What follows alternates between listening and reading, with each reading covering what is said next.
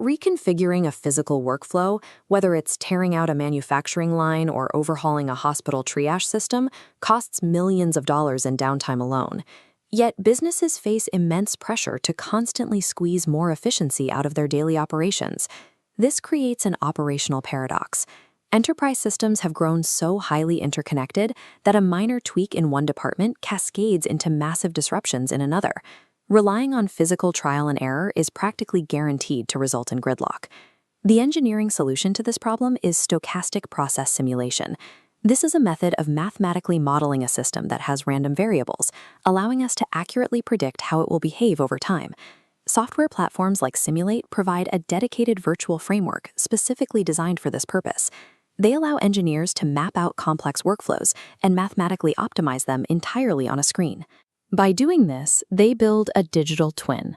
A digital twin is an exact virtual replica of a physical process.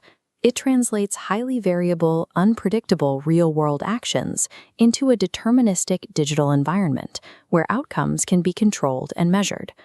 This virtual environment facilitates risk-free experimentation, mathematical bottleneck isolation, and data-backed optimization. But a digital twin is only as reliable as the blueprint it's built on. Extracting those insights requires strict architectural rigor, starting with the step-by-step construction of the simulation model itself. Every optimization project begins with an empty digital canvas. Phase 1 is ontological mapping.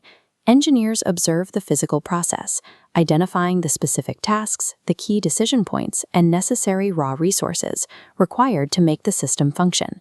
Real-world observations translate into discrete operational nodes, connected by flow lines into a workflow map. Phase 2 assigns mathematical state variables. Input variables represent naturally fluctuating elements, like customer demand, while constraints define systemic boundaries, forcing the model to obey physical laws. To accurately populate those variables and constraints, the model is dependent on real-world data accuracy. To accomplish this, SIMUL8 integrates directly with live Excel spreadsheets and existing company databases. This creates an automated pipeline that feeds raw operational data straight into the modeling software. Maintaining this live connection ensures the simulation behaves according to current business conditions. It removes human bias and prevents the model from relying on outdated historical assumptions. Even with incredibly accurate data and a precise map, the model is still just a static snapshot. To turn this into a dynamic predictive tool, the system must know how to make decisions. That brings us to Phase 3, programming the simulation logic.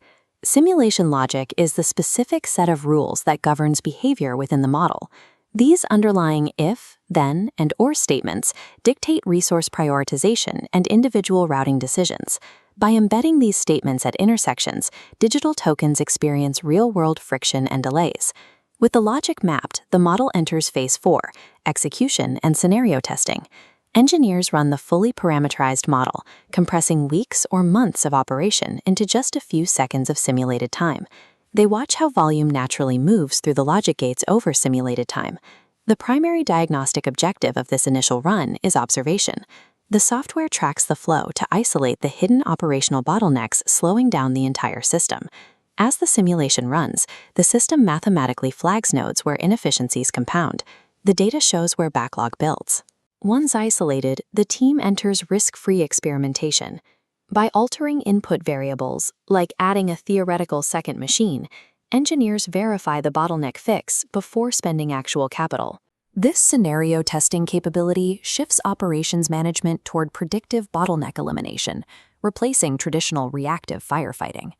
While the underlying mechanics of nodes, variables, and logic gates are abstract, they map directly onto highly variable, real-world industries.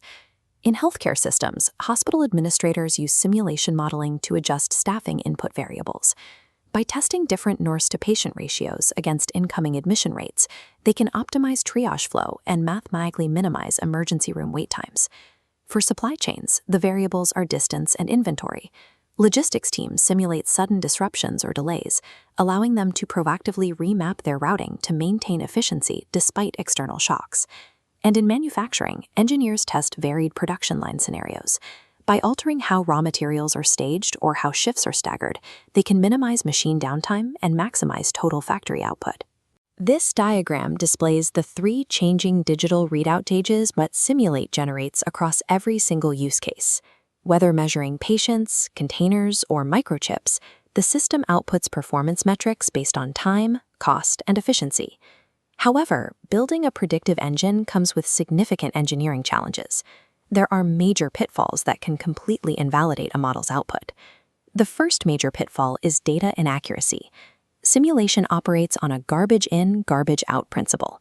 If the foundational input variables are flawed, the software will perfectly execute a flawed process, leading to catastrophic miscalculations when applied to the real world. The second major pitfall is model complexity. It's tempting to try building a one-to-one atomic replication of every single detail within a facility, but doing so creates a sprawling, unmanageable model where the core metrics become buried under irrelevant noise. The established engineering best practice is to maintain strict model simplicity. Architects must focus only on the key macro variables and constraints that actually drive overall performance. Yet, even a perfectly calibrated, streamlined model holds no value if its predictive outputs stay locked inside the engineering department. The data must be translated into something non-technical decision-makers can actually read. That translation is the final critical step, interpreting the raw simulation results to drive strategic action. The dense, complex flows of nodes and digital tokens must be aggregated. Systems like SIMUL8 parse this granular data into visual dashboards and summary reports. These visual interfaces allow stakeholders to look at competing operational scenarios side by side. They can clearly compare the specific differences in projected time, total cost, and final efficiency. This translation bridges the gap between deep engineering analytics and C-suite strategic planning. It turns mathematical theory into a clear business case. When executives can see the outcomes clearly, they reach the primary macro benefit of deploying this technology: systemic cost reduction. Identifying inefficiencies virtually removes the financial risk of a blind rollout. It prevents companies from wasting capital on misallocated resources or unnecessary hardware purchases. Simulation modeling provides the technical foundation for broader digital transformation efforts. By standardizing this kind of risk-free experimentation, platforms like SIMUL8 allow companies to foster a culture of continuous operational innovation. Ultimately, physically guessing how a process might work is too expensive. Mathematically architecting and stress testing those business processes first is the most reliable way to secure a sustainable competitive advantage in a complex operational landscape.